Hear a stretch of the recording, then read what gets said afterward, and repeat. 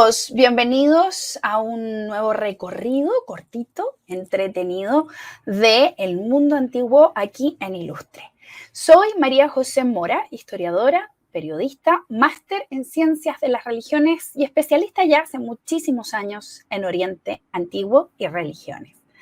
Hoy día quiero llevarlos a un recorrido de un lugar desconocido, pero no por ello menos fascinante, que nos va a mostrar algunos de esos pequeños espacios recónditos y escondidos del mundo antiguo que nos revelan cómo, desde la antigüedad, los cruces culturales en el mundo han sido siempre fascinación para los expertos.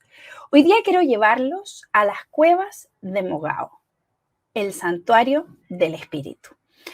Las cuevas de Mogao están ubicadas, fíjense, en la ruta de la seda, en medio de la ruta de la seda, y son realmente una muestra espectacular de cómo desde muy antiguo, ya les decían, se van cruzando culturas, tradiciones, religiones y un montón de cosas que de alguna manera van revelando cómo hay lugares tan espectaculares que son producto del cruce de culturas que van a ir mostrando cómo en este caso particular el budismo, que es una religión de la India, fíjense, cruza, avanza hacia el norte a través de las rutas de la seda y se conecta con el mundo chino, generando una nueva, podríamos decir, síntesis en donde esa cultura china asimila esta nueva religión que es el budismo.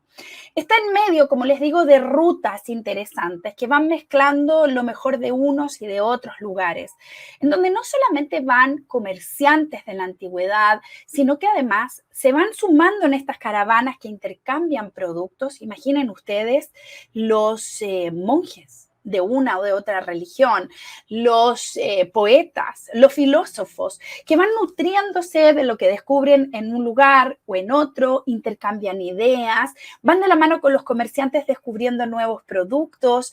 Es decir, estas rutas son rutas que van enriqueciendo al mundo, enriqueciendo las culturas de la antigüedad. Las cuevas de Mogao en particular son un conjunto de 492 cuevas. ¿Me escucharon bien? 492 cuevas cavadas en la roca en forma vertical que datan desde el siglo IV después de Cristo, pero cuyos orígenes culturales y espirituales evidentemente vienen de mucho más antiguo. Todas son un legado de la ruta de la seda, el paso del budismo a China, hoy en día considerado Patrimonio de la Humanidad por la UNESCO. Se las llama también las cuevas de los 1000 Budas o las cuevas de Dunhuang. Las cuevas en donde el espíritu del budismo se cruza, se de alguna manera nutre de la riqueza que viene a través de esas rutas, de la misma riqueza cultural china, pero también de toda la oleada cultural que viene incluso desde el occidente. Dunhuang, de hecho, tal como han visto en el mapa, era una de las ciudades de paso obligado de las rutas comerciales. Y desde muy antiguo comenzaron a asentarse ahí monjes budistas. Se asentaron en las afueras de Dunhuang, se dedicaban a la vida monástica, a la meditación, a la oración, y a veces atendían a la gente o recibían a la gente de la ciudad que quería conocerlos, saber a qué se dedicaban, conversaban largas horas con ellos y finalmente se daban cuenta que tenían una especie de capacidad extraordinaria, no solo de escuchar, sino a través de la meditación de calmar a quienes los oían. Fue así como empezaron a hacerse fama estos monjes en las afueras de Dunhuang de tener poderes mágicos, poderes que de alguna manera transmitían, ¿no? Riqueza, transmitían ideas y de alguna manera parecía que curaban a la gente. Y la gente empezó a recurrir a estos monjes por esa magia, por esa cosa especial. Algunos iban probablemente y decían, oye, mira, yo estaba tan agobiado y angustiado y estuve un rato conversando con el monje y ya está, ¿no? Y al poco tiempo, también los líderes políticos locales comenzaron a acercarse a estos monjes budistas en busca de consejo y de comprender, de asesoría, ¿no? De acercarse a esta nueva religión. De reyes a pueblos enteros, el budismo se convirtió en el credo más masivo de China. Para el siglo VI ya se habían construido más de 30.000 templos solo en el norte del país, entre ellos los maravillosos templos rupestres de Mogao. Fíjense ustedes que es interesante también comentar que efectivamente cuando el budismo llega a China va a encontrar una resistencia enorme. Una resistencia lógica y propia de la cultura china, una cultura cuyas bases religiosas están establecidas en torno, por ejemplo, al culto de los antepasados, en donde la base más importante para el desarrollo de un hombre en la sociedad es el contexto de la familia, en donde efectivamente hay una especie de escuela de la vida en el deber ser, en el culto al emperador. Y se encuentran con esta nueva religión, el budismo, que prefiere el concepto de la vida monástica, hombres o mujeres que se dediquen a no formar familia. Era casi la antítesis de ese mundo chino. La idea de que todo buen chino debe trabajar para hacer su estado, su reino, un estado mejor y próspero, se contradecía con la idea monástica de los budistas de salir a pedir, ¿no?, limosna o dinero para mantenerse y para sobrevivir. Y si bien en un comienzo fue un choque difícil de alguna manera de lograr compaginar, finalmente los monjes budistas con su sabiduría se fueron ganando a sabios, a reyes y, insisto, comenzó a convertirse en el credo más masivo de China. Las cuevas de Mogao son, además, arquitectónicamente hablando, santuarios rupestres cavados en la roca llamados víharas, así se llaman, ¿no? Y es una especie de evolución también considerable propio de los aportes que va recibiendo el budismo en la ruta de la seda. Es una evolución desde el edificio clásico del mundo budista, que es la estupa, ¿no? Y que luego, cuando sale de la India a Oriente, comienza a convertirse en pagodas y a tomar otras características. Si se fijan, en la parte izquierda arriba de la imagen, verán una de las primeras estupas del mundo budista. En esa estupa se guardan las reliquias nada más y nada menos que del mismísimo Siddhartha Gautama Buda. Pero fíjense que tienen unas características muy especiales. Es una base cuadrada con un semicírculo encima y un triángulo en la punta. Es una especie de convección, de unión de los elementos geográficos, del espacio terrenal cuadrado, el infinito circular, el triángulo, la conexión de ambos mundos. Por lo tanto, esa evolución, fíjense, de la arquitectura, de la primera lámina, mano izquierda arriba que ven, evoluciona lentamente a formas arquitectónicas más complejas, como la que ven a mano derecha arriba en Katmandú, ¿no? Es una base cuadrada, pero más bien parece varias puntas cuadradas, ¿no? Como una especie de mandala, de nuevo el semicírculo y el triángulo.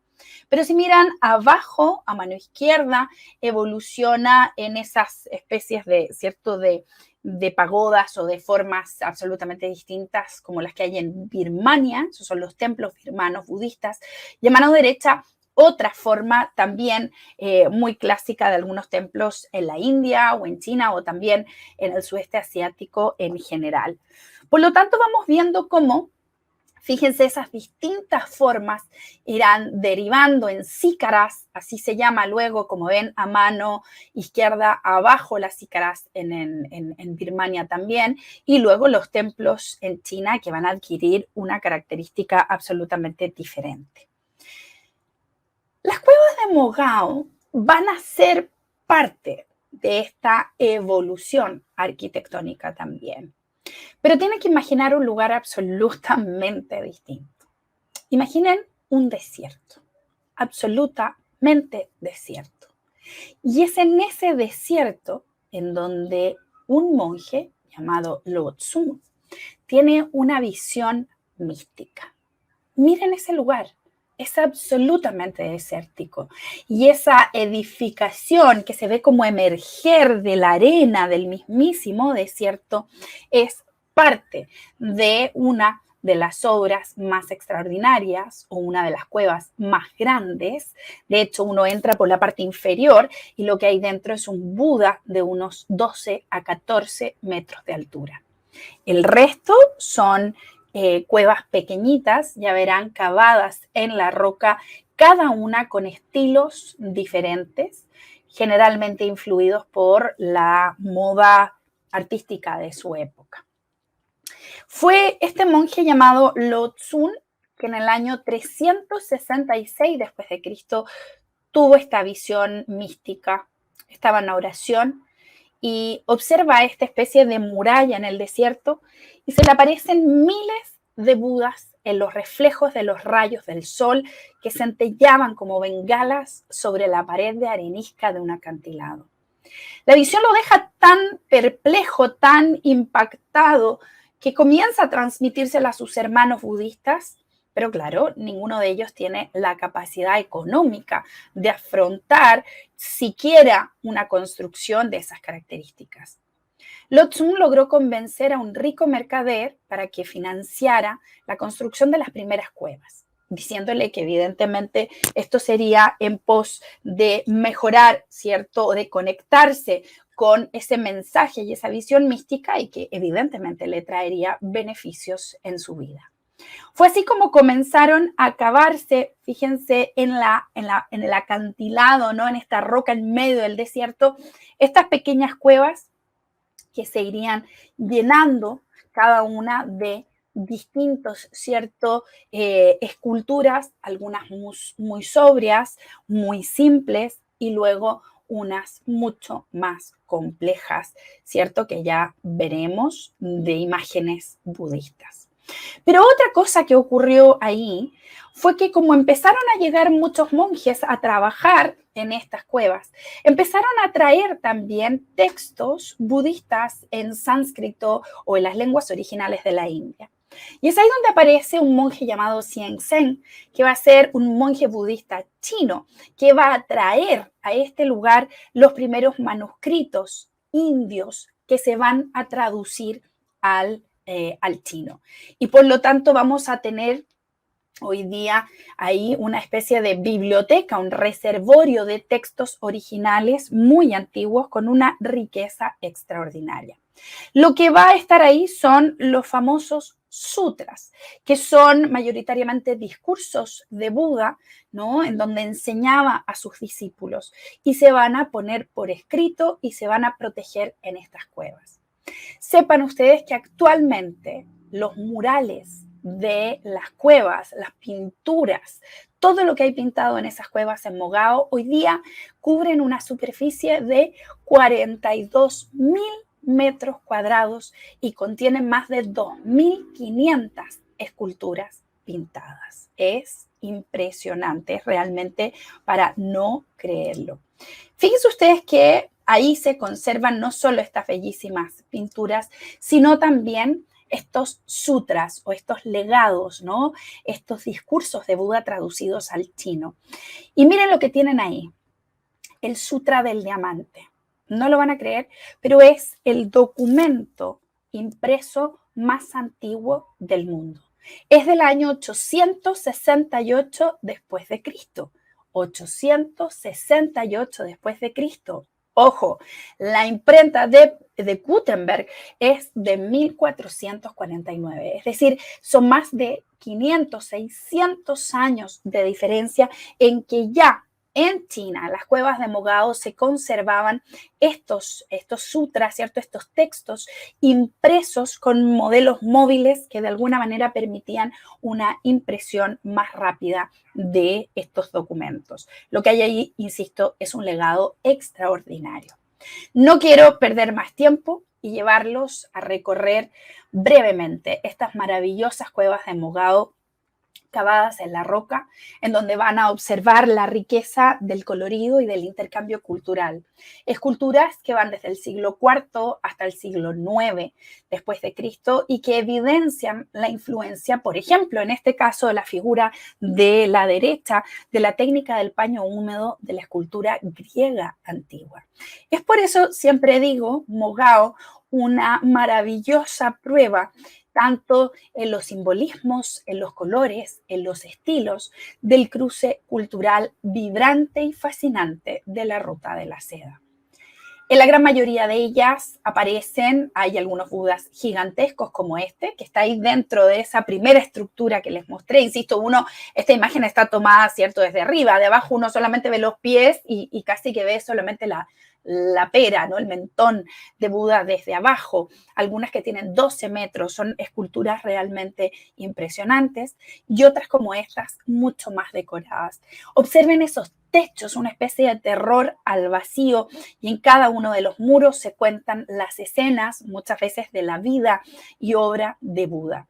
Insisto, los colores, los símbolos, la almendra mística y todas esas influencias, ahí hay otra técnica del paño húmedo en el traje, ¿no?, son una prueba fantástica de ese cruce cultural que se da en el norte de China. Si alguna vez van a la Ruta de la Seda, este es uno de mis lugares favoritos en donde no pueden dejar de estar y de descubrir. Es una obra fascinante, muchos de los detalles veremos de estos contenidos, como verán, con rostros más chinos, más indios, más mezclados, con estilos y coloridos diferentes. Nos van a llevar a comprender en profundidad las religiones, la antigüedad y el cruce de culturas.